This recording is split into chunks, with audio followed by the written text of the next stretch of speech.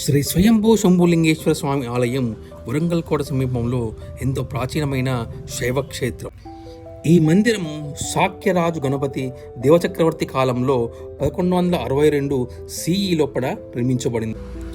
ఈ ఆలయంలో ప్రధాన దైవం స్వయంభూ శంభులింగేశ్వరుడు. భూమి నుండి స్వయంగా అవతరించిన శివలింగం ఇది. ఇందులో శివలింగం 4 ముఖములతో చతుర్ముఖలింగం ప్రత్యేకతను కలిగి ఉంది. ఇది శ్రీశైలం శైలిలో ఉంటుంది. ఈ దేవాలయం నిర్మాణ శైలి శైవ మరియు వైష్ణవ సంప్రదాయాల మేళవింపును ప్రతిబింబిస్తుంది.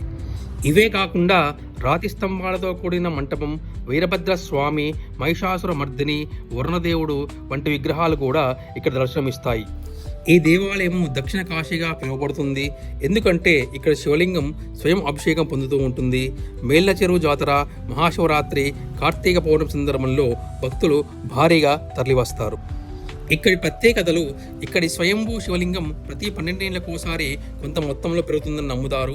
ఈ లింగం ఎత్తు సుమారు 183 మీటర్లు, చుట్టుకొలత 0.34 మీటర్లుగా ఉంటుంది.